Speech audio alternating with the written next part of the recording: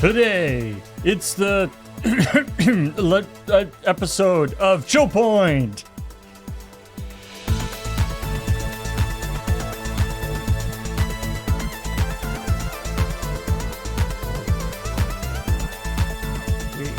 We haven't really numbered these episodes. No. I didn't go count. Yeah. Somebody else tell me what episode we're on. Also, did I miss, like, a memo about bringing a laptop to work or something? Bring your laptop to work day. Because bring your child, which we assume is a laptop, to work. Mm-hmm.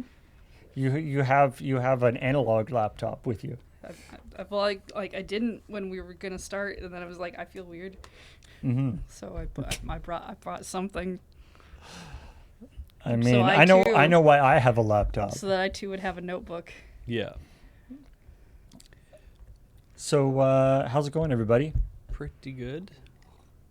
Were you asking me, or I don't think he was asking you. I think he was asking chat. Well, yeah. Hey, it's important to know how the chat's going.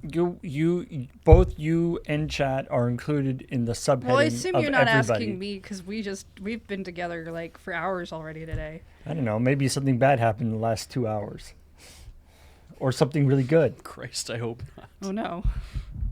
I mean, I can start checking the social media to see if something bad happened. Something bad is always happening. Let's not do that. Yeah. Let's just not- assume that. No. So this episode of ChillPoint, if you didn't get a chance, wait, let's start again. This is ChillPoint. Mm-hmm. This show is ChillPoint. This is the show where we talk about all the video game news of the week, and also the episode of Checkpoint, which this week didn't actually talk about any video game news that happened last week. Well, nothing that was super current. Mm-hmm. No. It's more of a check-in than a checkpoint. Yeah. Yeah. I feel like it could be reasonably considered to be somewhat cold takes, somewhat older stories, considering they were, 6 years old, 5 years old? But they all required From 2011? They all required people actually doing some form of reading and research 10 years old? beyond reading whatever article came out recently, because nobody else is reporting on those things anymore. It's true. We do invite you to go watch some of the old checkpoints, Why? actually, despite the fact that we said don't do that, just because that'll really screw with the algorithm. Yes. Why is nobody talking about these important stories that happened 12 years ago? Like the Why Wii is Vitality sensor that got canceled in 2013. Yeah, why is Checkpoint the only one with the courage to investigate these stories Yes. that are no longer relevant in any way? Well, that was courageous, all right. Yeah, definitely, absolutely, super courage. You definitely occupy that part of the Triforce, don't you? Wisdom, no. No. Power, definitely not. But courage, all the way there. That is an interesting point about the Triforce. Like, courage without wisdom is just basically doing dangerous stuff for no Yes. reason. Yeah. That's the whole point. It's supposed to be a balance. Which is basically what Link does, I guess. Yeah. Just like runs into dungeons and kills everything. Does he know why? No, not really. No. Well, I mean, the one with the wisdom is typically like shuffled off for most of the gameplay. Goes into somebody's house and breaks all their pots. As Yeah, pointed exactly. Out. That's very reckless. Anyway. So we will actually be talking about some actual video game news from this week, because there is some things to talk about. But maybe we could first just talk a little bit about, I don't know if we need to go over the stories yet again. Gave you a whole 24 From minute, Checkpoint. 41-second episode. But the concept of this being the 500th episode of Checkpoint, which is, one of those things where it's coming because you have the numbers. Yeah, we put numbers on that one, so it's a little more obvious. And they're probably even accurate to a degree. the numbers are fairly predictably going up, but it's still a surprise somehow when you get to 500. Yeah. I mean, it was a surprise when we got to 498 because you're like, oh no, Oh, we have we should to actually plan plan a thing. I mean, I've been pointing out we were getting close to 500 since episode 490. Yeah. As the person who puts the number in all the things. I can't remember if we did anything for episode 100. We should I don't know. probably could have checked that. It's weird because like that's like if you're doing one a week for an entire year, you would do 52. We usually take a couple weeks off Right. here and there, right? So maybe if you churn out about 44 in a year, it's only a couple of years of doing a thing, like maybe 3, and then you're already up to 100, and it's like for the stuff that we do, it kind of seems that hitting 100 episodes of something doesn't seem like it's that huge a threshold anymore because we tend to like we tended to always make a lot of things, like especially podcasts and stuff. Yeah. That's something that I feel even like way back in the original Loading Ready Run, sketches and stuff. Yeah. Is really a testament to that idea of, if you do something you just do it every week, you start building up a lot of stuff after not that long, Absolutely. which is kind of fun. I particularly liked at the end of the episode, everybody going over the things they had to do for 2 hours. Beach having to do graphs and Right. data for 2 hours, Kathleen looking up people on LinkedIn, and Graham having to watch a terrible movie. Yeah. Each in their own way. Again, research was done. Yeah, lots of research happened in various ways. It's odd to think that a higher journalistic standard.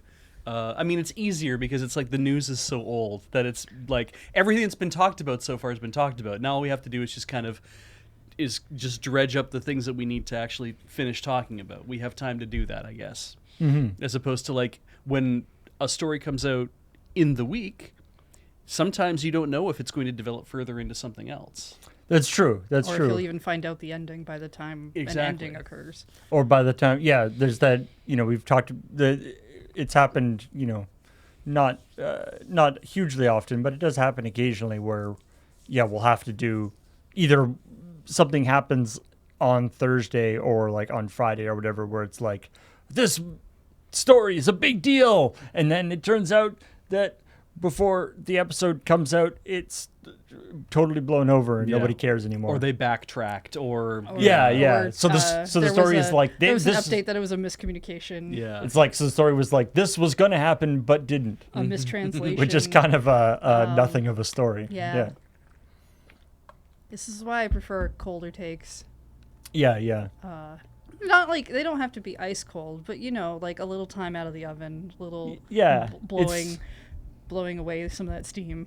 Yeah, well, it's just nice to be able to be like, oh, okay, this isn't like a ever changing situation. This has actually something has come out. I particularly liked for the stories that we did, for the stories we revisited, talking about UGO. Yeah. I didn't know about that. Which I'm site. gonna I knew keep about saying one Yu-Gi-Oh over and over. Which I do not remember. I kind of remember doing that graphic, the like IGN UGO combined graphic. Did you just go pull out old graphics, or No, the like all the actual original. graphics for that checkpoint for the episode of Checkpoint that just came out. Are new graphics. okay? But we did the graphics differently back then. Oh, that's true. They're different size and a different setup. But I remember OneUp as being a website, but yeah, me too. I do not remember like UGO but it was apparently a very popular website, and I love that it like rebranded itself as like a comedy video pop culture site for like less than a year. Yeah. And then actually ended. Yeah, I never went to any of those sites. I knew about OneUp in passing, and I keep getting reminded that it exists because some people that I listen to on podcasts used to write for OneUp. It's true. OneUp had, a lot of the folks that are on various other gaming websites now pass through OneUp at various times. Yeah, so it gets brought up every now and then. Yeah. Like, oh, that review, I did that back when I worked here, and that kind of thing. Yeah. There were also a lot more stories than what we kind of settle on for a normal episode these days. well, there were 5 stories. Yep. Were there? We It felt we like dragged there were, 6 out because Plus there's the coming up. yeah. Right. So there are 5 stories plus the coming up, which isn't like usually we do 4 plus the coming up. Yeah. But occasionally we end up doing 5 if there's something particularly interesting. But the problem was that the follow-up stories that you guys wrote, so it was 6 follow-up stories, which were all relatively long. Yes. Because there's a lot of info there. Yeah. There's a lot, You and got to go over the old story so that people know why you're doing the new story. yeah. Like the Nintendo doing trying to get Move the third release parties schedule. to do whatever. It's like, okay, well, we know how that worked out for the Wii. Is it still kind of working for the Switch? So, I That mean, kind of thing. To me, the question there is, was that something that Nintendo, which is kind of hard to determine. Yeah. Did they stick to it or not? It's like, is this something that Nintendo was just sort of giving lip service to, or did they actually change their policy at all? Yeah. And that's sort of an internal thing, so it's hard to know. But the reason why like I went as in depth on that story as it was, other than it meant I got to play with tables and graphs, which is always fun. I do love numbers for things. But part of it was because I was like, I could have just written a story that was like, hey, they said they were going to do this, but if you go look at the top 10, there's only like Just Dance in the top 10 for the Wii, and if you look at the Switch, there's nothing. So I guess it didn't work, and I'm like, but that's not selling into the top 10 when you're looking at Wii Sports as number 1 does not illustrate anything about how well you could do as a video game company selling for a console, because selling 83 million copies of a title is an unusual circumstance, because we talk about how amazing it is that Animal Crossing sold as many as it did, and it sold over 40 million, and it's the number 2 on the Wii, or on the Switch. But everyone is like boggled at the idea that you can sell that many things, and I'm like, right.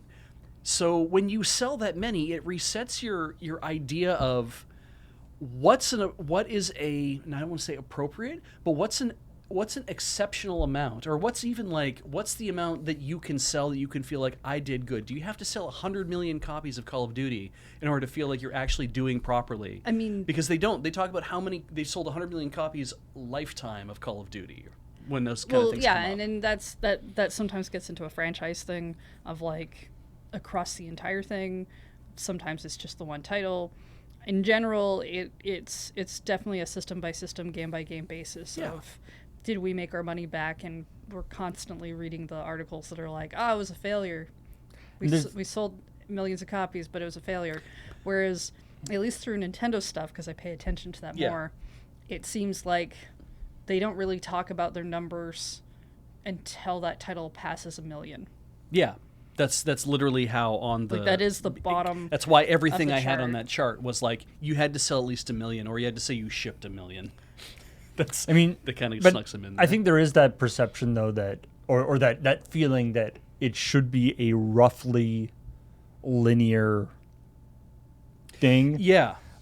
Whereas it is definitely much more of a sort of logarithmic. Like most games are, below 1 million. Exactly. And then like 3 games are 50 million. Yeah. Like there's the curve is a very It's I exponential. don't know what that's called. I But think it's more of an exponential curve. Curve. And I guess I guess most things are like that.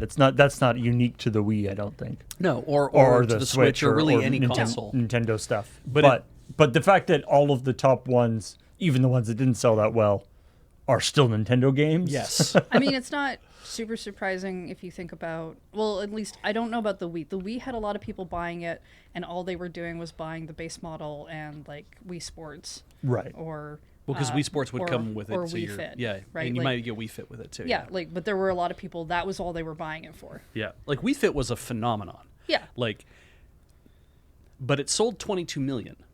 Right, like you bought it with the balance board, obviously, and everything. But it sold 22 million when you put that up against like things that sold and that put it in the top 5. And I'm just like, that is unusual to think of the fact that 22 million of something which we were losing our minds about. When you look at it in basis of what the rest was selling, it wasn't the most top selling game. It wasn't even in the top 5 most top selling games for the Wii. And really, when you get down to it, like, gamey games, like New Super Mario Bros. Wii, Smash Brothers Brawl, and Super Mario Galaxy were the only three like gamey games that we think of when we think of like the Wii, because everyone thinks of Wii Sports as being like, oh, it's fun, but it's like you hang out with your friends and you bowl a little bit. It's very broken down into, and it's very simplified. Wii Sports Resorts, similar kind of idea. So to be like, oh, gamey game, like very much I sit down and I play this by myself and I do the whatever, and it's like, right, Brawl, you could argue I played single player Brawl, and then like Mario Galaxy, and then Mario Wii, and it's just like, yeah, only 3 out of the top 10 were gamey games. The rest were like fun, party, or fitness, or you know, that's those what kind people of, yeah. bought the Wii for. Again, it was Exactly. a more casual system. It was geared that way from the start, and as in the Switch is a little bit different in that regard. And I still maintain that a lot of people buy a Nintendo Switch for the exclusives. Yes. It's not to say they won't buy some of the indie titles, and there are definitely people who only have one system, and maybe it is the Switch because they want to do portable gaming, and that's kind of the one of the big 3 to do. But when it comes to what kind of system do you want, almost everybody was like, oh, well, I have like my PlayStation whatever, and then I also have my Switch as my secondary system. Yeah. Because it's not like the other 2 have that much in competition. Yeah. Yeah, I mean, if you're looking at, like, it'd be interesting to look at the net sales numbers if you looked at, like, non-exclusives. Yeah, and actually, indie titles, I think, are incredibly interesting to that calculus, because whenever I think about, like, the Switch in terms of, like, wow, all of a sudden people are coming out of the woodwork to be like, hey, that's a great indie title, are you going to put it on the Switch because I want to buy it on the Switch? Like, that was the whole thing that was happening at PAX that year, is that people were like, you walk around and you're like, is that going to be on the Switch? And like, I am thinking about putting it on the Switch. Yes. Like, that was kind of always the thing that came back from indie developers. I would love to know what some of the best-selling indie games are, because I went through that list and for the Switch, and I was just kind of like, Among Us is a best-selling indie game, right? Like, it's what we consider from an indie studio, 3 million sold. That did amazing. I didn't really crawl through the rest of the list, but I'm like, Hollow Knight is not on that list, I don't think.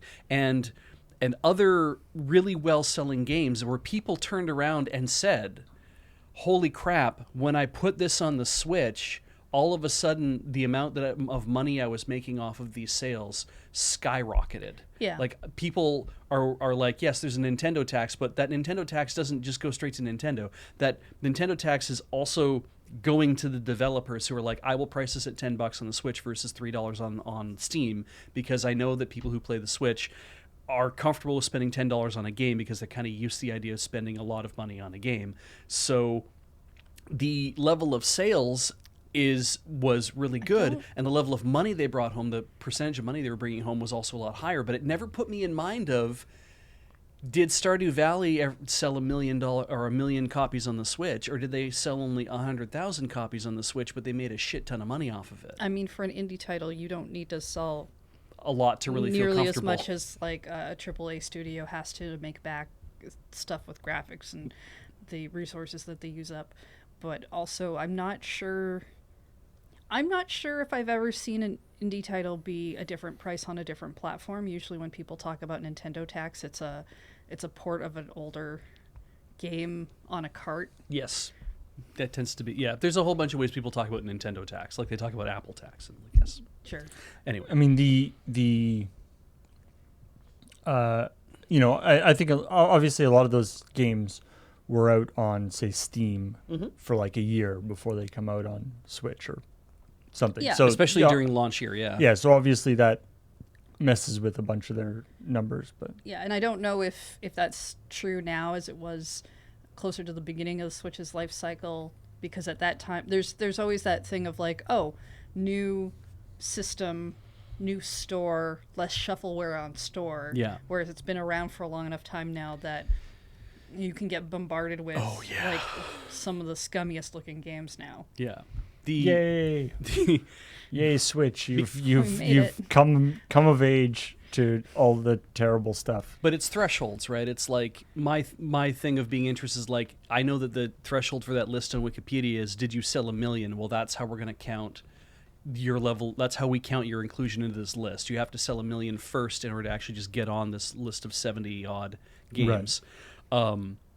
So if you're in, so does that make you a success or not? Well, that's was this a successful game? That's the second calculus, and that's the thing where it's like, you can sell 100,000 copies of a game on the Switch as an indie developer, and you can be like, holy shit, I did it! Like for $10 I sold 100,000, I made $1 million, and now I can afford to hire like somebody else to help me make my next game, right? Like those kind of things. Yeah, I mean, evaluating what a success means is not a straight up calculus. Yeah, exactly. It's not something we can tell from a top 10 list. Yeah. And that's not just for video games, movies or TV shows or anything. It's always going to be different depending on what's going on. There might only be 10 games for the Wii U, so yeah, if there was a list that you could get that actually was literally like, these studios count as indie studios, and here's the top 50 best-selling indie titles on the Switch, and you can see the numbers start to break down after Among Us, we get a drop to like, oh, now 100,000 for this or 10,000 for this, and it's like, oh, I see, like we have the top 50 maybe have a different kind of swerve as well. I'd love to see that. I think that would be interesting. Because I like data. Anyway, so yeah, a bunch of it's fun to look back at stories. I saw somebody in the comments mentioned that apparently there's various there's a project in development, an open source like old iOS API emulation project to try to make it so that some of these games that have fallen off the App Store because they are not supported on the new hardware and never got updated can be run again, which is kind of a neat idea. I mean, obviously there's all sorts of questions about how you would actually get the games and etc. But maybe at some point we can play that PopCap game. Allied Star Police. Right, Allied Star Police, which, and again, don't go. Gasp. Don't go looking up or bothering the person, but it is very heartening that he was able to continue on and outlive the. It was great that he recovered. Don't be creepy. Yeah. He was able to outlive the game that is no longer available, but that's still awesome. So that's great that, it's one of those things that you do the research on and you are kind of expecting it to be a downer. And it's like, oh, hey, cool. Yeah. What if it's not? So, cool stuff. Check it out. It's our 500th episode. Next week, we'll probably be back to regular stuff for I imagine. I don't know why we would do. I mean, we could just do the next 499 episodes as updates to the next 499. Yeah. I mean, now though we don't have to do new content anymore, right? No. It would be kind of fun to do, every 6 months or something, do like a recap episode. Might be kind of an interesting thing to do. I definitely feel like we could probably nail down the top 5 genres of stories and do just generic stories that don't actually mention any companies by name, and just be like with blanks. Yeah, it's just be like, local video game company harasses employees, or like busts union. Like, it's like, that's local video game company. Yeah, just like, don't ever give, like they do that on The Onion all the time, where it's like, oh, this thing has happened to this Your person. friendly neighborhood. It's genericized. Man, yeah. And it's like, you just genericize some of our stories, and you definitely get there. Well, and you also have sort of eras of stories, right? You have a certain section of time, 6 months or whatever, where whatever Fallout 76 is in the news every single week, or you've got a I know there's been obviously the whole like Sonic's 30th anniversary Yes. or whatever. There's been various things. Usually after the leading up to the launch and after the launch of a console, there's usually a month surrounding that in which there's lots of chatter about that. Right. Yeah. So yeah. it's like, we'll have a lot of stories that kind of fill in or like I bet you could very easily, if you look up the release date of various popular MMOs, yes. and then look at the checkpoint that happened right afterwards, like 90% of the time there'll be a story about how the release was totally flubbed. Yes. And nobody could connect to the servers and stuff. Yeah, I mean it never seems to be uncommon, right? It's like, oh, this game started God. and nobody could get on. Right. See, now For I 2 actually weeks. I actually want to like it would be great to have a collection of like the précis of each story that we've ever done, and then just be like, okay, that falls in this genre, that falls in this genre, and just be like, if I was to sort by genre, how many of these have we done on this kind of story? Okay. Oh no. Come with me on this journey. We just stopped doing video game news, and we just do video game reviews. Yeah. And and the other thing would be like measure how the different things have changed Yeah. over the time. We need you know. checkpointtropes.org. Right. There was like a weird spike in Nintendo stories after Beach joined up. Yeah, That's weirdly. weird how that is. I mean, that's the other thing is that you could I'm sure you could correlate stories on a particular game Yeah. with other situations, other like loading ready run streaming or whatever, where Graham was really into Destiny at one point, and there Yes. was a lot more Destiny, Destiny stories. PUBG nicknames? or PUBG stories, PUBG nicknames. Yeah, Let's see. Overwatch kind of ebbed and flowed. We still kind of do Overwatch now and then, but it definitely had like a peak within Lure, and then we definitely went away. had, we had like a good 6 months or so where we were desperate to have at least 1 week where there wasn't a story about NFTs. Yep. Mm-hmm. Those seem to true. have cooled off now, which is nice. mostly. I mean, there's still companies kind of trying to toe around with that, but Yeah, it's not the same degree of stories coming out. Yeah, remember that time we had that gas leak and everybody was playing Overwatch all the time? Yeah, it was really I don't know if a gas leak can be blamed. I don't know if that can be blamed on a gas leak. No, probably not.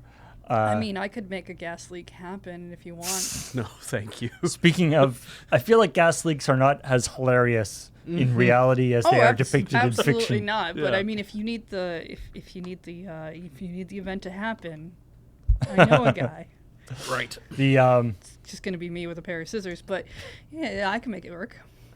Speaking of things that aren't NFTs, this is sort of only peripherally related to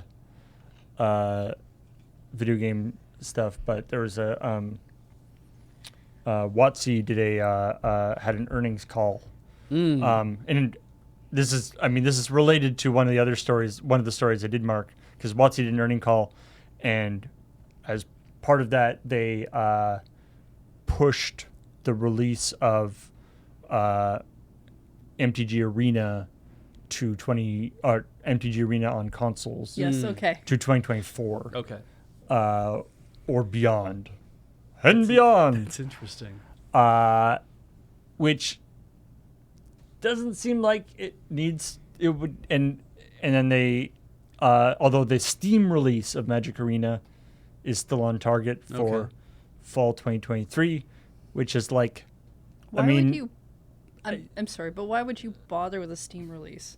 I mean, it's another market, but it's one of those things where it's like, why is that hard? Like, it's the same Yeah. system. It's just a different. I mean, I get that there's like Steam requires a special way of bundling it and stuff, but Yeah. it shouldn't require that much effort in comparison to, like, say, bringing it out on consoles. But anyway. Yeah, I guess because it is probably I'm sure there's a thing of hey, if you look on the Steam store, there's a bunch of TCG games, digital TCG games that are available.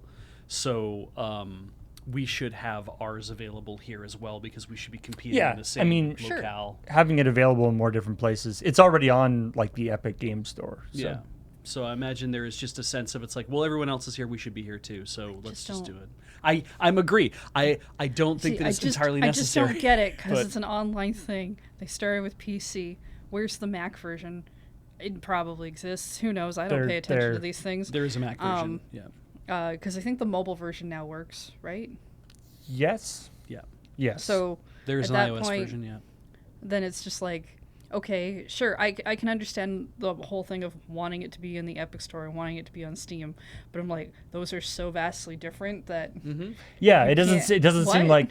like lots of people do simultaneous releases. It doesn't seem like it should be that tough. But whatever. Arena's always been a little don't bit know. unique. I think the other part is that they want to like make sure that the new player onboarding process and all the it's the standard thing where the PC people get all the like, well, we'll try to make sure that it works properly, and then once the PC people have beta tested it and gotten it all working, then we'll release it on the consoles. Fair. I mean, I know on console you've got to work with like a button interface that's not mouse controlled. Yeah, But I'm assuming that but I mean once you get everything running, updating everything at the same time is supposed to be simple, because if it's not, it just seems like a lot of extra work. Yeah, when new cards release for a thing, I'm sure there'll be a whole like it's like there's the abstracted thing. It's like, hey, cards and rules and all the new stuff. It's like, yes, we will ensure that all that stuff is abstracted out in a way that can be kind of applied to whatever the client is that's running on a thing. Yeah. But anyway, the other part of this earning call that I thought was sort of relevant, we were sort of talking about things that aren't NFTs, is they carefully did not say that they are working on NFTs. They did say that they said we are still intrigued by digital collectability. I don't think you'll find us going after the passing fad of the minute, but we do think that digital collectability is going to be a thing and is going to stick, and we continue to invest R&D about what the right approach is for that, whether doing it ourselves or doing it through a partner. So Okay. I mean, technically, I ain't saying NFTs, and I mean they already have a digital collectability thing, yeah, that's what I mean. which is Arena. It's just like if So, you like- have your game digitally and there's like ratios for card payouts anyway, you have a collection of digital goods there that don't have to be So that like they have an infrastructure for that. like, what R&D do you have to do if you already kind of have it? I mean, I think the idea, like I think the implication in terms of digital collectability that they're talking about here is the idea of that being a market unto itself. Whereas like Arena, there's no market at all. Like you can't actually buy, sell, Okay. and trade cards in Arena. That just the way that sounds like MTGO NFTs was. without saying NFTs. Well, but MTGO you can had do the- you can have like MTGO still exists, and you can have like objects that you buy, sell, and trade without those objects being NFTs. That's the whole. I mean, that's why everybody Sure. makes fun of NFTs, is because you that can system have those works things. fine. I just don't trust anyone to But like, not just say that without trying to say the words anymore. well, but it's just like that. That's part of the joke of NFTs is that the idea of buying and selling and trading digital goods has existed for decades. Yeah. Without any need for NFTs, you just have a central server that manages it. Absolutely. But I So- don't trust. What I don't trust is companies looking at things and being like, "Oh, people don't like this word, so we just won't call it that anymore." there was a that's recent a problem. That's kind of like, because Yeah. it's not excluding that; it's just not using the phrasing. There was a recent comic that I'd seen where there, or maybe it was just a meme, but there was just a thing of dudes updating their LinkedIns, where it said that up to a certain point is that this person was a crypto bro, and then updating their thing to say NFT bro, and then updating their thing to say now saying metaverse bro. And it's I this, hate all of those words. but the idea being that Do people actually call themselves? I thought crypto bro. no, but it's was an insult that because people use. it's the meme of it, right? That it's like I'm writing something in my LinkedIn to say that I'm writing a thing that basically says, hey, I'm a crypto bro. Oh, I see. But Okay. then having to update that to say no, I'm an NFT bro. I'm saying all the things that just basically tell you that I'm an NFT bro. And now there's these same people are updating their LinkedIn's or updating their whatevers or just their Right. you know, their descriptions in Twitter or whatever to say no, I'm a metaverse bro.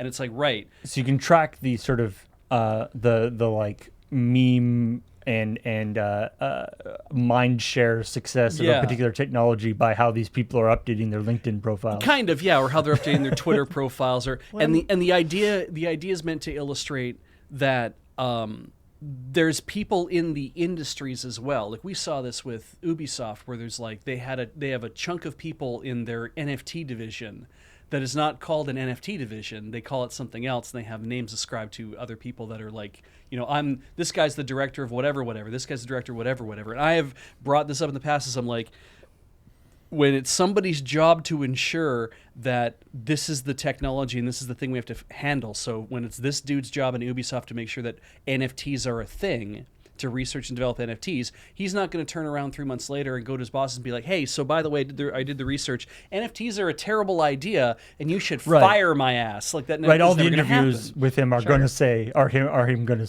saying NFTs are the future. 'Cause Yeah. that's literally his job. And then ultimately, it's the same kind of guy who also says gamers don't understand why they need these things, because they need these things and they're just too stupid to understand the fact that they want these things. So we're just going to keep selling them until they all realize that this is what they want. That kind of idea. And this is kind of this thing of, is Wizards of the Coast taking this position? Are they softening their stance on a lot of this stuff and saying, no, digital collectability is okay in the way that we're going to do it? And it's like, well, now we're a little fearful of what that means. I mean, again, they might not mean NFTs. I just don't trust that they don't also include that. They're just not saying it out loud. It's not Yeah. like they've said, by the way, we've decided NFTs really aren't the way we want to go. Yeah. Like and when you're and again, this is an earning calls. Yeah. So you're not going to exclude No. things on an No. earning call. You say we're absolutely not going to do NFTs. But The idea of like, you buy an amiibo, like the whole Toys to Life idea. You buy an amiibo, and that amiibo is like, I have a cute little figure to go on my shelf, but I can also use it for DLC and to add things to whatever. And I mean, Skylanders and all the little Toys to Life things at Disney Infinity, like all the Toys to Life things were kind of representing this idea of, I own a thing, and by buying this thing, this is an integral part of this thing that I'm interacting with. And yet I have the option to vend it to somebody else after I've purchased it. Whereas DLC you buy for a game is not something you can vend after the fact. And you can look at this in the different view, the more askance view of, if an NFT, if I buy my wolf enhanced pants, but I can flip my wolf enhanced pants to somebody else, then I'm really just allowing myself to be able to buy a piece of digital content and then flip it to somebody else. Isn't that really what that's all about? And it's like, no, because you're also talking about the investment of it. And that's that idea of like, well, if I want to go buy a certain type of amiibo today, I can't remember which ones are the most expensive ones, but they have gone up in price in the secondary market. Sure. And so there's But that. you could also buy, people have made NFC things, like if you're Yeah. just after the DLC. Alternate ways to do that. I mean, but that's not part of the market. That's part of the black market of saying we're going to find a way to exploit that idea. Sure. I'm just trying to say that it's like, for Wizards to say digital collectability is a thing, it's like, right, I can buy a cardboard card from Wizards that says that this is the thing that it does, and it's worth a certain amount of value because there's a rarity attached to it. So whether you want to call it $1 or whether you want to call it like some sort of fake whatever, the relative currency in the game itself, because there's less of these. There's a value that gets attached to these things no matter what. And if they're saying, well, yeah, we make a ton of cards already in the real world, so making digital cards like we do in Magic the Gathering Online, and those having a relative value to each other that can be traded and exchanged back and forth too, it's like, them talking about digital collectability sounds an awful lot like we want people to be able to buy this thing that we will restrict, that we will then make available for play as well. Not just a thing that you can say, I own this, but to be like, I can Sure. actually play with this thing.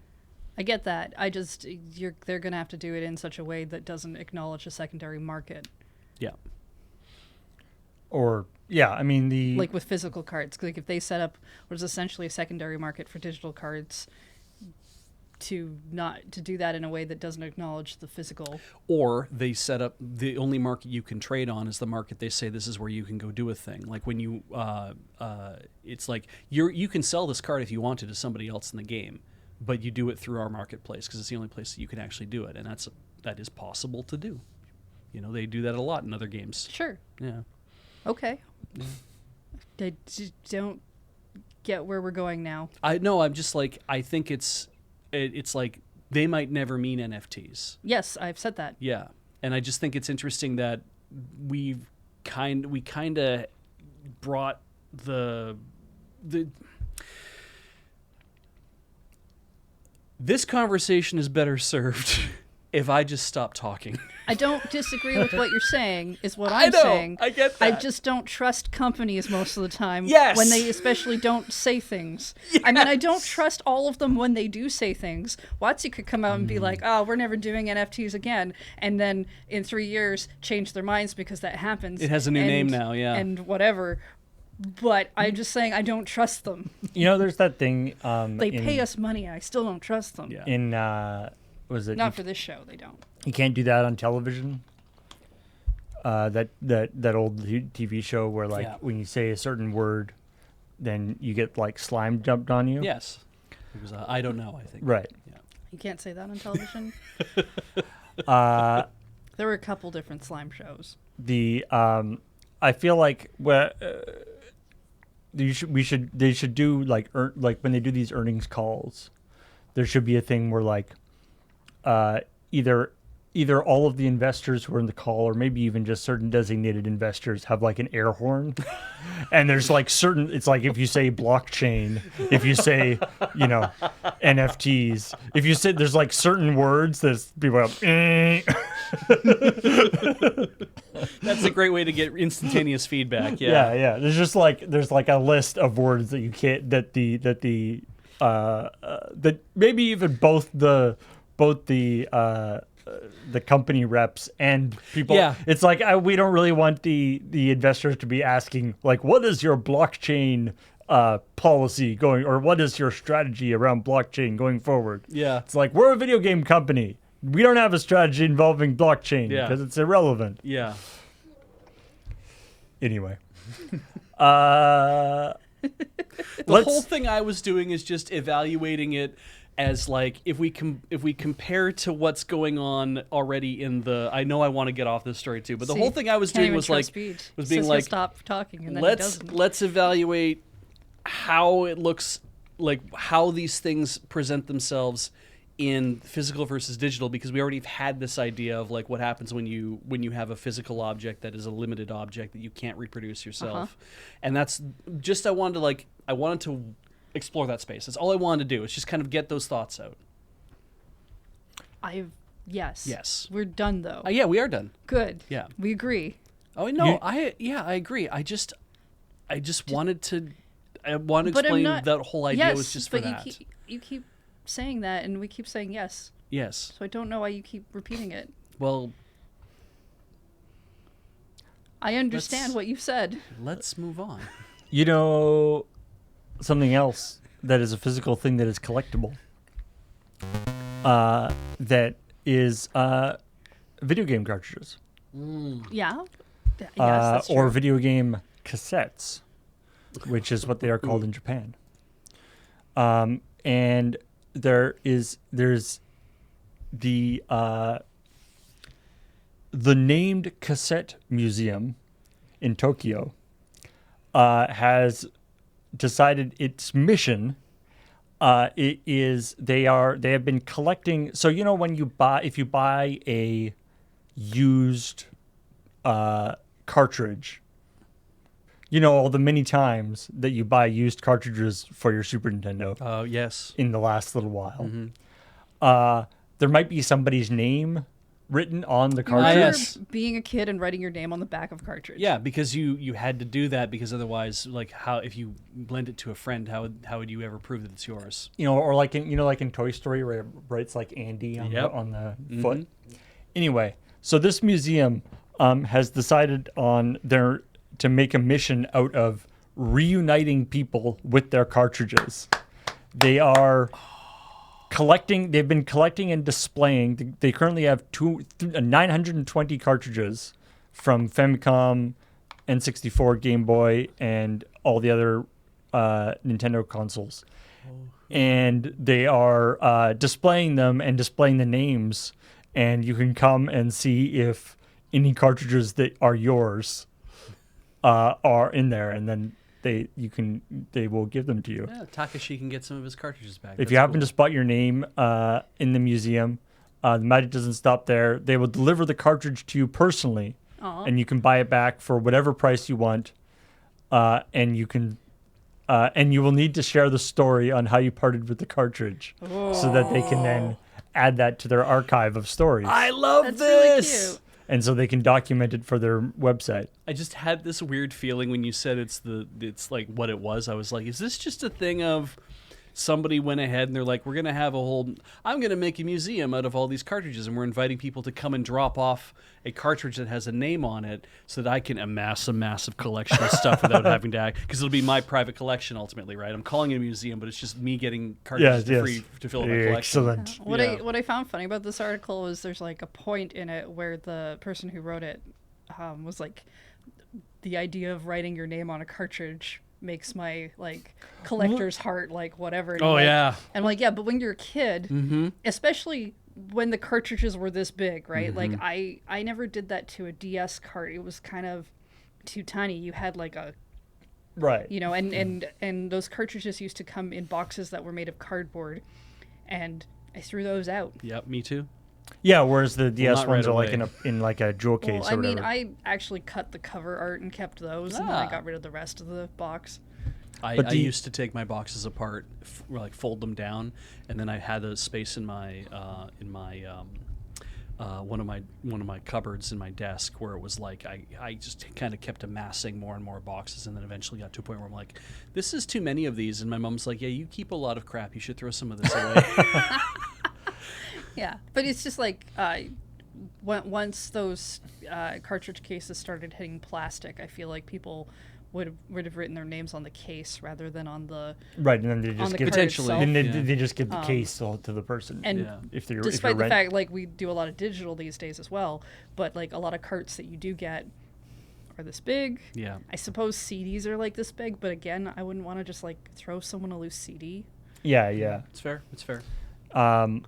So there is this neat idea of something that is inherently, wrecking the collector value Yes. of the thing.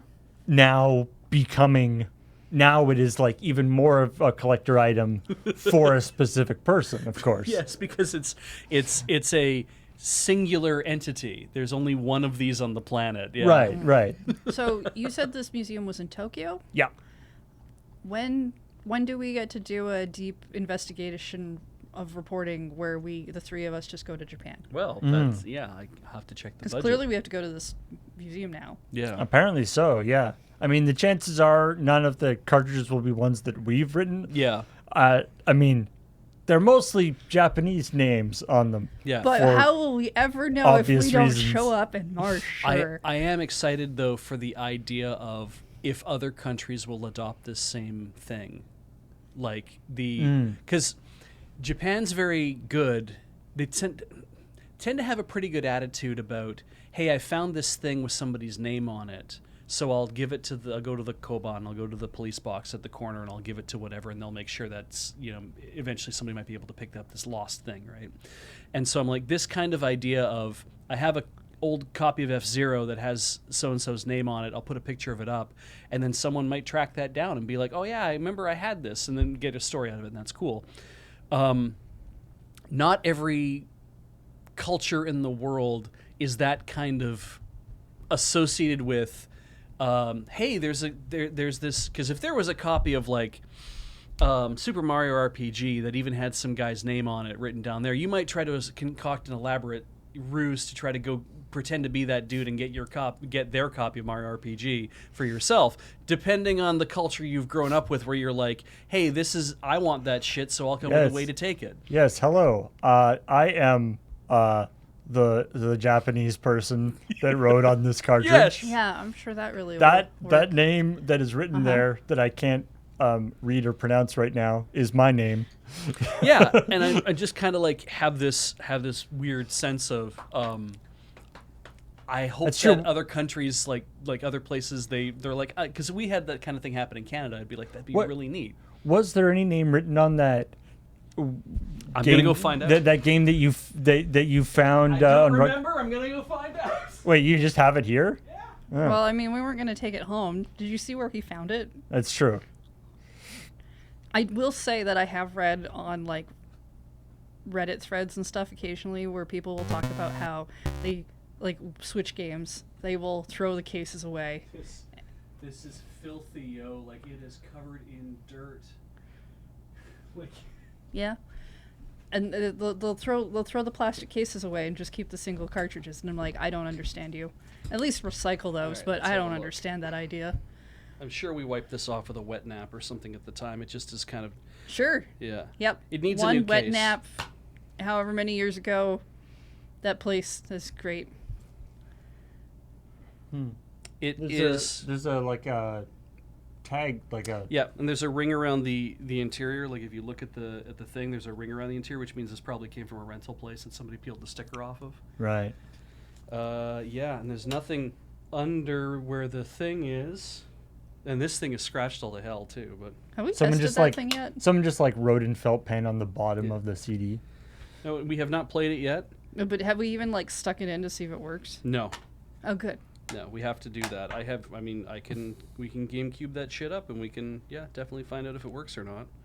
It is the Canadian version. It says Nintendo of Canada right on it. So I mean, I don't know why it wouldn't be. well, you don't know, right? Like, where things people might have bought it from somewhere else and on vacation and losing it or some stuff. I don't know, right? I don't know that people probably really came from take Roger's Video. GameCubes with them. Actually, it probably didn't come from Rogers Video because they had always wrote a bunch of shit on the inside as well. So did Blockbuster. And they had, Blockbuster like, would custom- write they had like BBV different covers on and their stuff, stuff. too. Sometimes, yeah. I know I have a couple old GBA games So, that have BBV This is written Mario on top Golf. of them. Mario Golf. Because you Toadstool stole them Tour. from Blockbuster. They got rid of them eventually. Blockbuster doesn't exist anymore, Paul. Nobody can prove a thing. It's fair. Speaking of old games, trailer for the Tetris movie came out, Oh, yes. which You I need mean, to watch it. I looks- want to watch. looks that pretty movie. great. Yeah. That's such a weird looking movie. Two things about this that I thought were funny. One is we have a script for a trailer for a Tetris movie that Graham and I wrote before Loading Ready Run started. Great. The main joke being that I remember anyway was somebody doing like in a Green Man suit doing motion capture of a Tetris block falling, Okay. which I thought was very funny. How long is this treatment of a movie? I mean, no, it was supposed to be a trailer. Oh, okay. It was, Okay. it was just going to be like a sketch of a trailer. of Shit, the- man. Yeah, so this Alright. is a should maybe movie do it. that's streaming on Apple Plus on like March 31st. Yeah.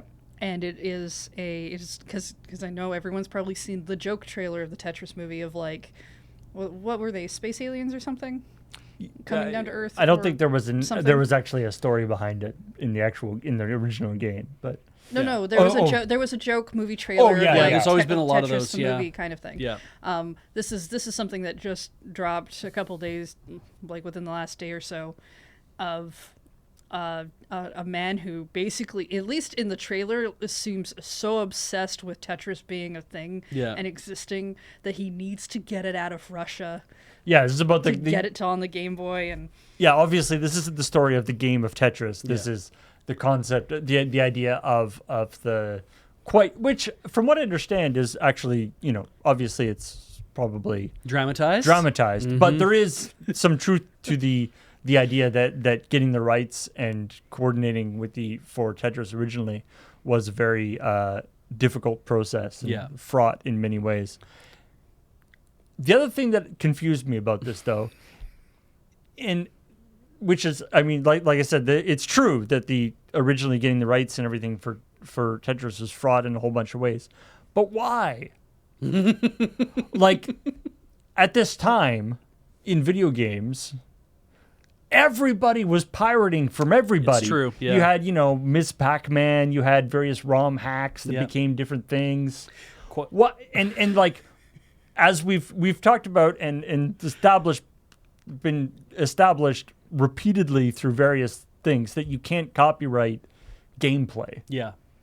Mm-hmm. Like, what? And there's Puyo Puyo, and there's various other falling block games. Yeah, I played one called Clax. Why did they bother with all the, like, why didn't they just be like, it's 4-block fall? Yeah. This new game that we in America just came up with. Like, why did they bother with all of this stuff? Maybe it was like a international treaty, or like a international cooperation thing they wanted to do. I feel like that comes from an idea of, like, we want the rights to this, because if Nintendo just makes a knockoff version of Tetris and puts it on their system and says, here it is, it's way harder for them to defend to anyone else in the world that is an original idea that they have licensed exclusively for the Nintendo Game Boy, and because then everybody else will start making Tetrises, because that was a thing at the time, right? Where it's like, if we can own this game, because they say in the trailer, it's like the Russians, the Soviet Union, owned the worldwide rights to this game, but they weren't thinking about video game consoles. I think is where it breaks down. And so if they're like, if we can go to Russia and we can get an agreement that we own this game, that they will license the game to us and that we have worldwide rights for a console release of it, then if any other company tries to make a version of this game, we can take them to court and shut them down and make sure that only Tetris is only available on the Nintendo platform. I think that's probably what drove that idea, as opposed to let's just rip the shit off and put it everywhere, because that ended up not working, right? Tetris has ended up being everywhere.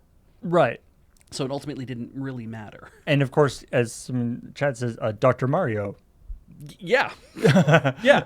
You can just do a thing It's like a falling that. block game, sure. Yeah. There's lots of different falling blocks. So games. I just find that interesting. It's like, I don't get why they wouldn't have just copy. Like, it wasn't. I feel like Tetris, the name, didn't have a lot of cachet in North America at the time. No. Because nobody had heard of the game. Exactly. Sure, but if you start actually just using the name, that seems... Yeah, I mean, that can be copyrighted. And if you do everything of all the blocks going together at the same time in the exact same way, I feel like, despite the fact that you can't copyright game mechanics, that just blatantly looks like a copy. Like, I'm looking forward to watching the movie, because I'm sure we'll get into why things are going the way that they are, because the dramatization of a lot of it looks amazing. Maybe that's answered in the movie. But then on top of that, I'm definitely looking forward to revisiting all of the old articles that have been written about this, like decades ago even, because, this, like, we've had in the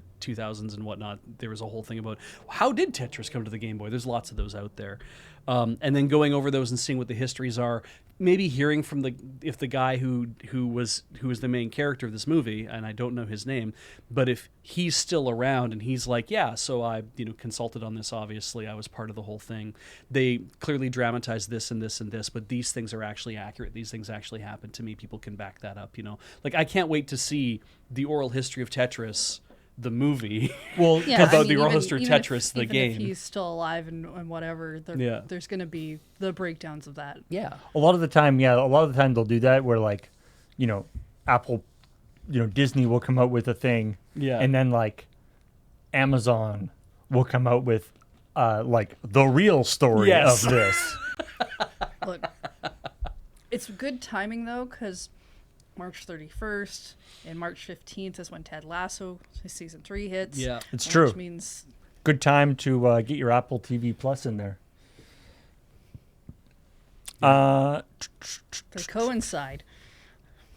Yeah, I am definitely, like, I cannot wait to see that. And You seen the trailer for the Ted Lasso season 3, Paul? I kind of So deliberately avoided it cute. because It doesn't. I love it so much. I don't think it's necessarily something that happens in the show.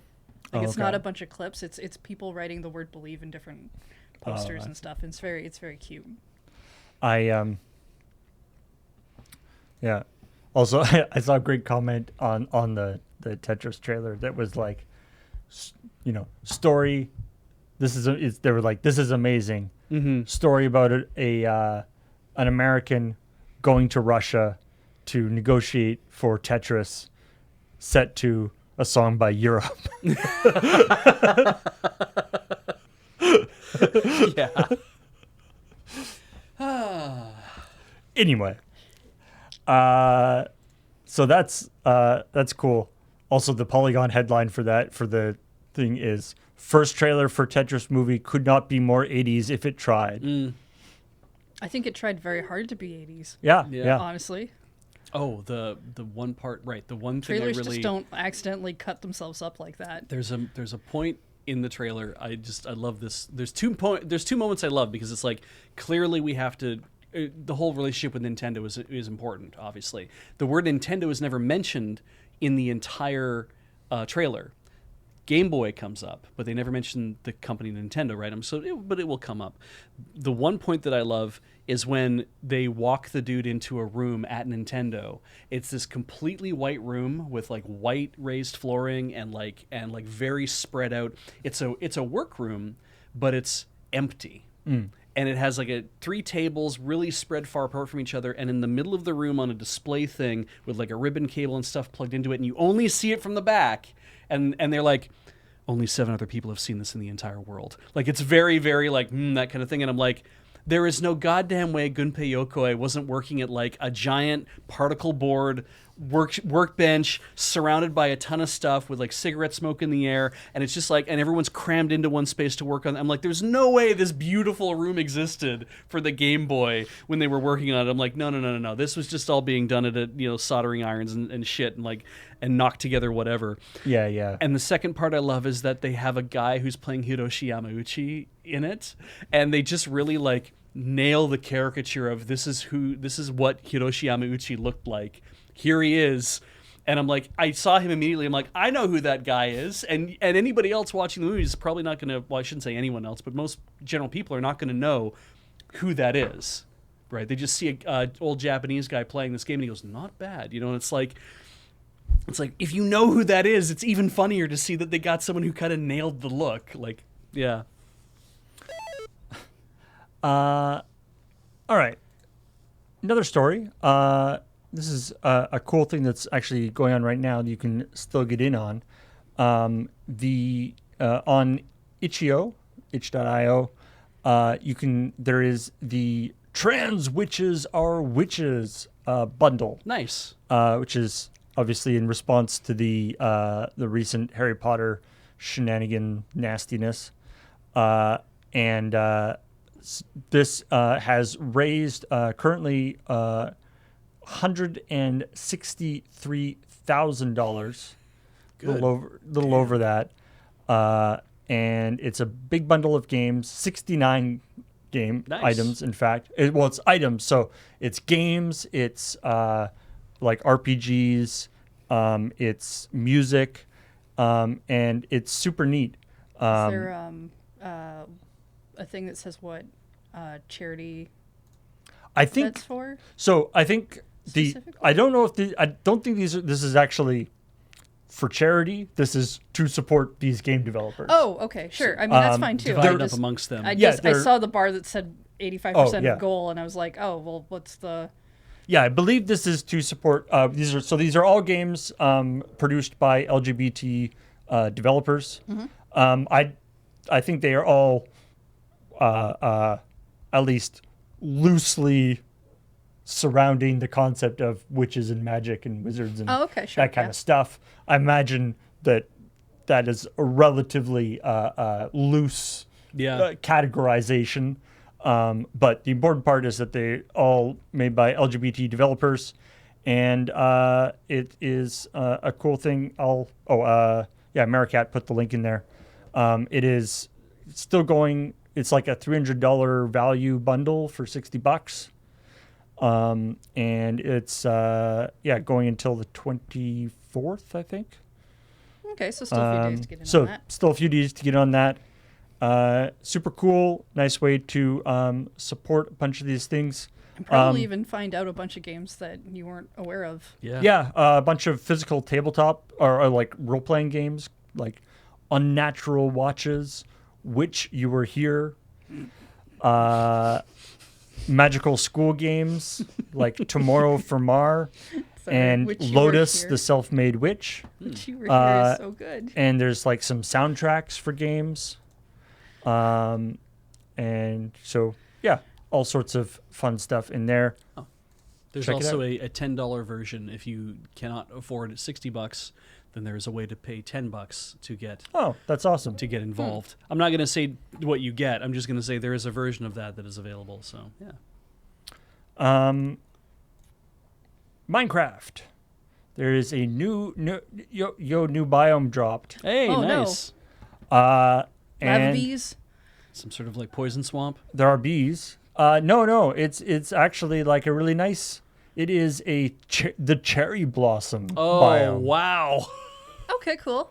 which is like, yeah, you expect it's like, Oh, this just in new time biome. for, We've invented like a new kind of swamp. Yeah. No, just it's like in time for cherry blossom viewing season. Yeah. it's Which is starting earlier and earlier in Japan every year. cherry blossom biome is filled with cherry blossom trees. The trees have high flat crowns, pink puffy leaves. Pigs, sheep, and bees spawn in this peaceful biome. Cool. I mean, I wonder if there's also, presumably like at night, monsters still show up though. Probably. So I guess But- your cherry trees are going to get blown up by creepers and stuff. But did they just show up and then like sit on the ground and drink? Like, is that Oh, what? they I just- hope it's, so. it's just like a relaxed, Yeah. happy biome. Exactly. Like you put yeah. out the blanket and you leave it for the monsters at night so they can do the night watch. I mean, frankly, if you have a biome like that and you put out some some lights and you can, I don't know if you can do fireworks fairly reliably in Minecraft or not, but you do I mean, that. there's definitely fireworks. Yeah. Although mostly, from what I understand, they're used to fly. Like you hold the okay. firework. Fair. And also you get you can chop down cherry trees for cherry tree saplings and pale pink wood, Oh, cool. which is kind of fun. That's So you can nice. get new fancy buildings. So yeah, I think the cherry blossom biome is a biome that is sorely neglected in many video games. And in real life. Yeah, glad to see some I representation. mean, ours are already popping here. I know. I right? need to go watch and look at them before Yeah. they go away. It's They very only weird. last a couple weeks. So they release a map in Japan to show you when the cherry blossoms are expected to actually pop because stuff slows down in Japan. So it's like we better just let everybody know when it's going to happen so they can all get out and do it. But it spreads at different times across the whole country because Right, of the, right. The latitudes. And yet the earliest that theirs has been starting have been like, oh yeah, it's usually around like March 17th, March 25th, like that kind of thing in the southern areas of Japan is like, that's usually when it tends to start. That's when we say people should go like look at that kind of stuff. And I'm like, ours come out February. Like February 14th is usually a pretty reliable time for when the cherry blossoms start blooming here. And it's like, we're at the same latitude as a lot of more northern places in Japan, but ours always pop first. It's a very weird feeling to be like that ours are coming out and we have their trees. Like we have been given yeah, I trees know. from Japan that are Because we're like, next to the ocean. Yeah, we've got that. The Gulf Stream or whatever. Yeah. The I mean, they're next to the ocean too. Yeah, but we're more next to the ocean. I guess we are more next to the ocean. Like there's reasons I could probably get into, but they would require me to actually do more research than I'm willing to do right Yeah. now. I used to live in a second floor walk up, and there was like a big cherry tree like right outside my window. So that was always like, it's just kind of like pow. Yeah. For like a week, and then Yeah. Then nothing. Oh no, I love it when the cherry blossoms start to like go away because the streets are just filled with these pink petals. Yeah. Right. And Yeah. if the sky is still kind of gray, it's really kind of just pretty. Yeah. Yeah. It's true. Like, you don't get the color of leaves that I want you to have here during the autumn. So this is what I get instead. Hey, sorry for our leaves, I guess. Yeah, well, you're also missing out on thunderstorms. That's true. Graphics cards be expensive, yo. Yeah. Still? Well, they're slightly better than they were, Okay. Well, but they're still that's pretty good. expensive. Yeah. Like, for example, this graphic card just went for $15,000. Oh my goodness. It must be incredibly overpowered. It must be so powerful. No, in fact, it is a Voodoo 5 6000 GPU. Look at those cute 4 fans. They never made a Voodoo 5 6000, if I remember correctly. No, there were apparently 100 of these made. So they're They were still, prototypes. Okay. they were still in its prototype form. And so somebody just apparently it does work. Okay. Like this was a late prototype. It does work. You can stick it in a computer, and they actually have like a 3D Mark value for it and stuff. But Nice. obviously, the person who bought it mainly for the put it in the historical value. Put it in a shadow box on your wall. Yeah. This got was VGA port. also. I mean, we were young and innocent back then, because Voodoo got a lot of flack. The Voodoo 5, Voodoo 5 6000 didn't come Yeah. out, but the 5000 even the did, yeah. generation previous to this, Voodoo got a lot of flack because it was like it requires a separate power connector. Yeah. It doesn't get enough power from the thing. It's like, holy crap, that thing guzzles a lot of power. The Voodoo 5s required not, and you're like, oh, separate power connector, you know. So just like you have to do now, where you have to take one finger. Like, no. It had a brick with a plug for your wall, and it plugged into one of the ports on that thing from the outside in order to have enough power to be able to run the damn thing. But like I said, we were young and they also got a lot of flack because it was so expensive. Yes. We were young and innocent then, because so expensive was like $600. Yep. And I mean, that was pretty expensive. Yeah. also the extra power that it required. I mean, yeah, it was a whole thing, Mm-hmm. but the 4090s now Yeah. are, you need enormous, like their top power consumption is way higher than this thing was. Yeah, because like these things are like you were putting these into a system that maybe had a 250 watt, maybe a 300 watt, right. PSU in it, and it's like there's no way it would have had it. Now Yeah. because the 4090 is like minimum 1,000 watt power supply. Yeah. Jesus. So that's really cool that those things still exist. That's a PCI slot, right? That's not AGP. No, this is AGP. That's AGP. In Goddamn. fact, one of the other criticisms of this is that it only worked at AGP 2x, not 4x. Oh, yuck. So that's not great. So another thing to let you know about is that for a brief period of time, I do love all the little fans, Yeah, though. if you weren't aware of this, we had something called the accelerated graphics port, the AGP slot, that the video cards are meant to plug into that, but you'd only ever get one per motherboard.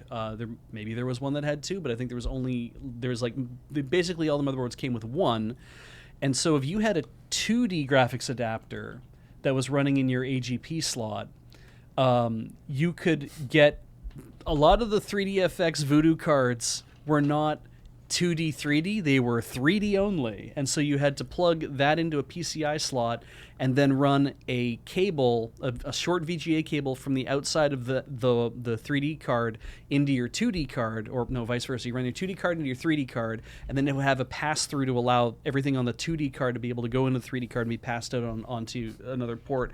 It was so much work to make these things I have work. a question.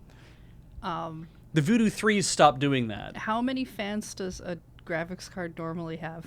Usually one, Yeah. I mean, So- back in the day, sometimes two, or sometimes two. 2 or 3 if they have them like packed in a certain way with like they have like ducting and stuff. Okay. like back The in the 3 day, little teeny, or the 4 little teeny ones, though, it's like a very inefficient way of doing it. Oh, sure. I don't doubt that. By- I just... by and large, cards of this era almost never came with a fan on them unless they were big Skookum cards. Like if you could get like there's Matrox You cards say from the that. weirdest words sometimes we're on the show, just out of Skookum? nowhere. Yeah, she doesn't grok the What lingo. what I like about this, I know Grok. Yeah, I know. what I like about this is it's like not for resale, not for resale. Also, this little part is not for resale. It's like Some why? extra stickers It's like on why it. is there like why? If you missed that one, why? Like, do we need that extra little one? Yeah. I feel like maybe you weren't supposed to resell this. Yeah. Then again, 3DFX doesn't exist anymore, so what are they going to do about it? But nowadays nowadays cards come with like big fans, big heat sinks, dedicated cooling systems, heat pipes, like some of them have liquid cooling built into them. Okay. Yeah. I mean, to dedicated. be honest, I look at this photo and I'm like, 4 tiny fans doesn't seem like any graphics card I've ever seen. Well, This- probably because this- there were 4 chips underneath there that each had their own bank of RAM above it. Yeah, and you can actually So see they don't have to share. No. there's these Good for them. on the backside. There's these 4 little heat sinks too. Yeah. But also, this considering the size of these fans and stuff, this was probably like Yes. the worst like high pitched fan noise. You can hear the dentist drill coming from that. Like, Yeah. it's Oh, just- no. Yeah. No. Why would you compare it to Yeah. that? Skookum is First Nations. I believe it's Salish. I don't know. I think it's basically it's coastal. It's coastal First Nations is my understanding. My mother used it a fair bit as well, and she grew up in Westminster. So, yeah, it's been around for hundreds of years. Are you gonna pre-purchase Tears of the Kingdom? Zelda Tears of the Kingdom? Already, I think already you did. Yep. Already did. Did you do it at GameStop?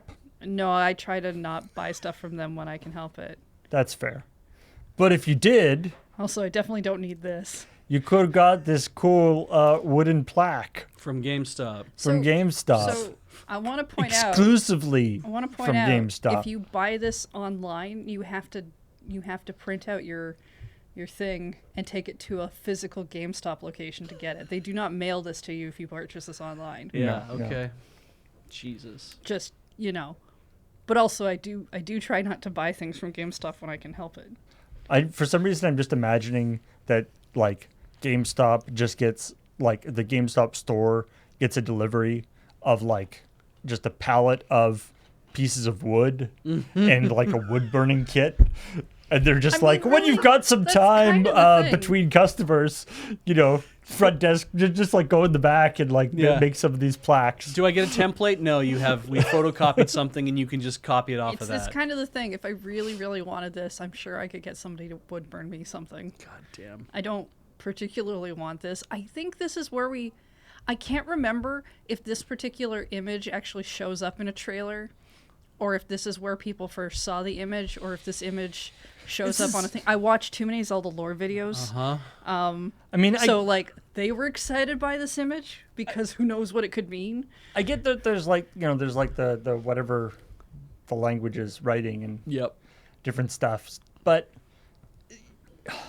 I mean, and I haven't, maybe Zelda, like this doesn't even look particularly Zelda-ish to me. Like there isn't Yeah. even like a So Triforce on it. The things I went out of my way to try to get that were technically part of purchases that I got other people to get for me was the Zelda scarf from Hyrule Warriors. Yes.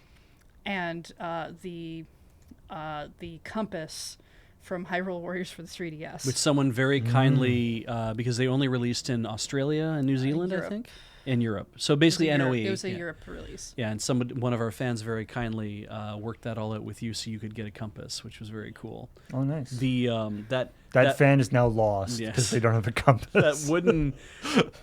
God damn, that wooden thing just reminds me. My dad one time went to A&B Sound because I was out. I was doing whatever. I'm like, can you go to A&B Sound and pick me up a copy of the release of this new Bare Naked Ladies album that I want? And he's like, yeah, no problem. And he went there on his lunch break, and when he came home with it, he's like, yeah, here's the new album. It's like, sweet, saves me a trip, right? And he worked downtown, so he came back. He's like, here's the new CD. I'm like, sweet. And he's like, and here was the gift you got for buying it at A&B Sound. It is a Bare Naked Ladies yo-yo. Or rather, it is a red yo-yo that has printed on the side of it Bare Naked Ladies in like fucking Helvetica, and then has like an A&B Sound logo stamped into the side of it. And I think it was the name of the album, which I think was Everywhere to Everyone at the was the one that we got at the time. I was just like, Was the fuck yo-yo is this? particularly like relevant to that album in some way? absolutely not. That wasn't like prominently featured in the music video or something. And it was like it looked like it was all matte red with matte black. It looked like a promotional item that they got printed, at some place and had shit. It's like it didn't even look really nice, and it was just like, what the god? Like stickers would have been better, Oh, pre-order bonus things should really start going for stickers more often. Yeah, they're flatter, they're easier to I'm make. a little surprised easier to ship? they went with a wood panel, because usually GameStop is like, we have printed out this poster. Oh yeah, It's probably about the same size. yeah, but you can get that metal poster in the collector's edition, so that would be weird if they actually doubled up on something that was already in the collector's edition. But if you're going for just a regular paper poster, like Yeah. this is on standard edition. This That's isn't fair. part of the collector's. yeah, thing. you don't get anything nice. You get paper. So I don't know. And it doesn't The wood matter. thing, I'm just like, whatever, man. Thanks, I guess. Here's a piece of wood. Yeah. Uh, We printed it on a cedar shake that we were gonna grill salmon on. League of Legends or Riot Games. I've heard of that game.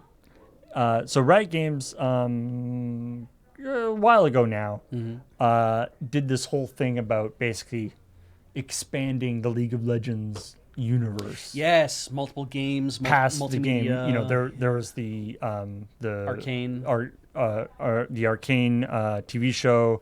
There's been a couple of other things going on, and they started a sub company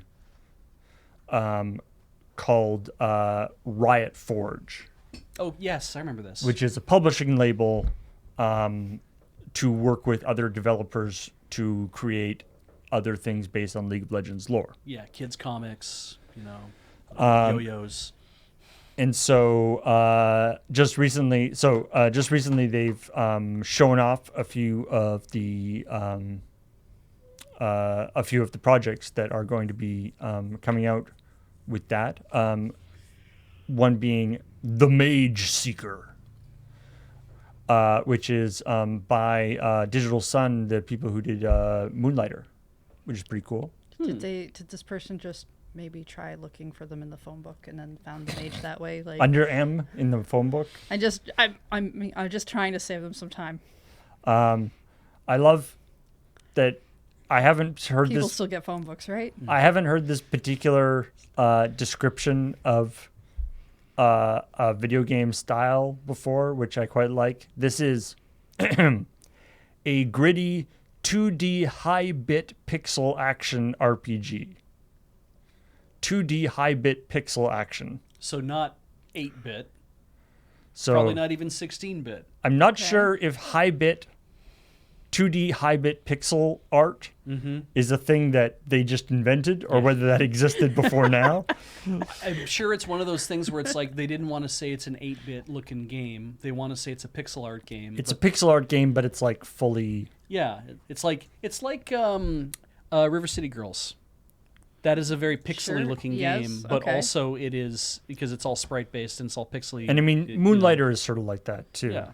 Yes, I'm aware of sprite-based games. Yeah, so I think this is kind of this idea where This they're like, doesn't look sprite-based. This doesn't look sprite based. It looks very Wait, is this mini- the? Oh, this is a bunch of different. This is the okay, trailers that's, for different that's things. different. Okay.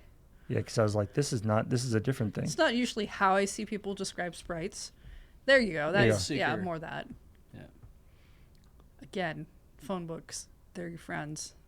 Yeah. I guess most of you have the internet. You just Google. I Mage guess. Seeker, a League of Legends story. yes, and it has that animation style where it doesn't look like all of the frames are there, but that was on purpose. It looks like oh, what was that? The Hyperlight Drifter Yes. reminds me of that too.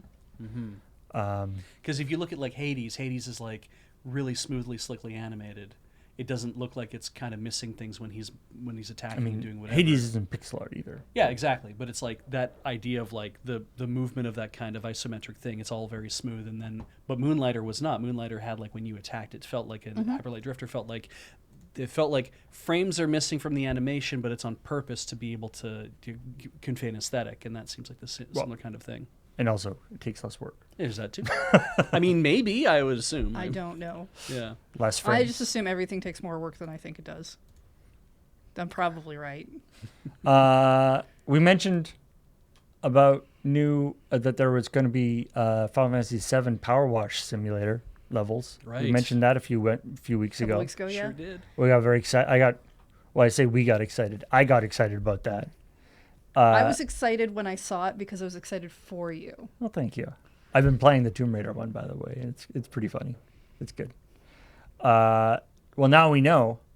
It's coming out on the 2nd of March. Oh. Oh, It's that's actually coming out really soon. Yeah, which is I expected one of those things that it would be like sometime in the summer or something. On Final Fantasy Day. So we've got Tomb Raider. We're getting Final Fantasy. Yeah. What like Bravely Default next?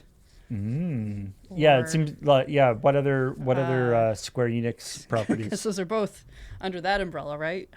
Yeah, what are the dirtiest Square Enix Ooh, properties? Kingdom Hearts. Yes. Yes. Okay. Kingdom that's good. Hearts Power Wash Simulator. The Although- bouncer.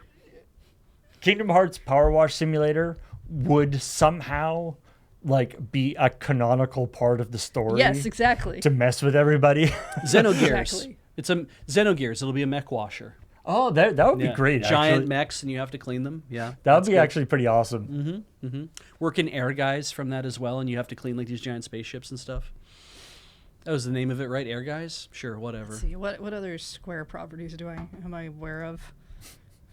That might be all of them. You have to pick the ones that are like very like really unknown, right? Ooh, Like you can. Voice of Cards.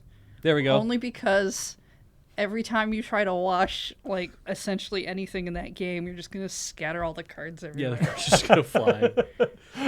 Yeah. Hey, what the? Damn it. Einhander, that was the spaceship one. Air guys was the fighter one. Thank you very much. I knew I had those screwed up because they both had E's. They did Sleeping Dogs. That would be a good. There's also. I mean, that you're just like straight up in Tokyo there. That's true. There's lots of stuff to clean there. Colonel Jesus has a great idea. I want to power wash a Miyazaki swamp, and I'm like, actually, no.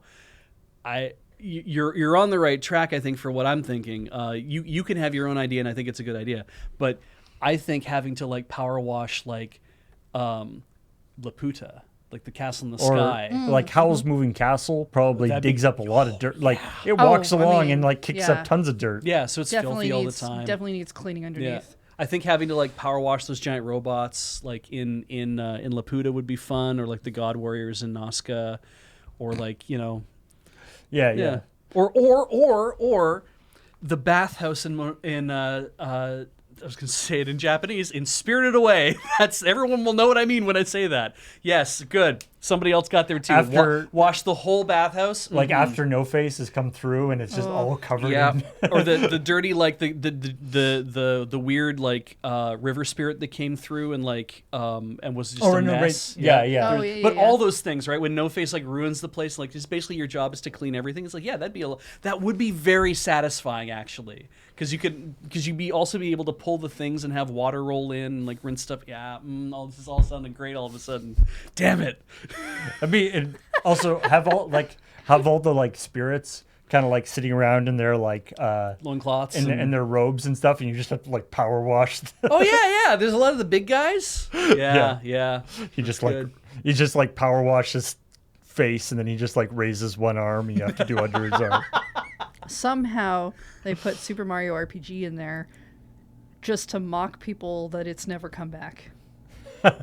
That would be really good. Yeah, I love that idea of Mario RPG gets Power Wash Simulator DLC. It's like that's the most we're ever gonna do for you guys. Sorry. And the last thing that at least that I have marked for this is new update from Dead by Daylight. Oh, The asymmetrical horror game, right? Where there's One killer and many one killer and lots of survivors. Yeah. If they tried Lots doing lots the of people reverse- trying to survive. potential like- victims. Just have they tried doing the reverse? Just everybody's a killer except for one person who's a survivor, but you don't know who it is. Isn't everybody is a killer just like a regular first-person shooter? Well, but there's going to be one person who won't be. That's me. I'm yeah. the guy who doesn't kill anybody in a first-person shooter. Yeah, it's true. Yes. That's Yeah. how Beach played PUBG. Yeah. I wouldn't walk call on- I wouldn't call you a survivor necessarily. No, though. no. Collateral damage. Yeah, I guess that's Among Us. Mm-hmm. So anyway, so Dead by Daylight's whole thing is, you've got for the killers. There's all sorts of different killers that you can play as, both original ones. Then they've also brought in various like licensed ones, like there's like Jason and Freddy and Dracula. I don't know. Edward Scissorhands. Yeah. maybe The Babadook. he's not a horror movie person. Is it not? I don't No. know. Anyway. Fucking. There's Get Out from there's Get Out. various Ghostface in there, Yeah. different things. So there's adding there's a new killer, possibly they're striking getting the sort of current pulse of the world, because the new killer is Adriana Ime, known as the Skull Merchant, who is a tech executive who uses her massive wealth to create new and sinister ways to murder people. Is this an original character? Yes. Okay, cool. The Skull Didn't Merchant's think we wanted to make this a sim game, but the Skull Merchant's power is eye in the sky. She has 4 drones, each of which has a skull on it from one of her previous victims, which she can use to surveil survivors and scout out areas. Survivors Okay. have to find a way to disable these drones while evading her sharp claws. Bah. So tech executive that uses their wealth to Launch create new and drones. sinister ways to murder people. Mm-hmm. Picking up the zeitgeist. Yeah, that's the shit of our times, isn't it? Yeah. Mm-hmm. Does she have a space program? I like this. And then they've also added two new survivors. So there's that was the description of the killer, Right. and so you can play as that person, or you could be Thalia and Renato, who are a pair of good kids who help out at their local community by running a kite flying business and mentoring children. Professional kite fighters. so wait, do you play both of them at the same time? Are they like a duo group? No, but they do apparently have unique teamwork perks that you can Oh, do. okay, interesting. Wonder Twin powers activate. What is a kite flying business? Well, either you sell kites for flying, or you offer to take people's kites for a walk in the sky. It could be either. I mean, just I am racking my brain to come up with a business model too. to Yeah, be like, this honest, is- I really feel like going around the neighborhood as a kid and offering to walk people's kites would have been a thing I would have tried to have come up with. Would have maybe gone over better than the painted rocks I tried to sell to our neighbors. if you have a lonely kite that hasn't been flown in a while, I will take it for a walk. Yeah. I feel like a kite flying business it's like the kind of business that they exist solely so that they can be, tragically Yeah. to illustrate how great people they are. Look. They mentor children Yeah. and run a kite flying business. Yeah. If they run a kite flying business, that means they can take out those drones Yeah, I think that because I think they'll be that's- able to reach. That's supposed to be, I think, the thing. The children that they mentor, Mm-hmm. they put onto the kites, send them up, and then the children can attack the drones. Like Yeah, ninjas. old-fashioned drones, really. Yes. Big Yeah. big person kites. I like this idea.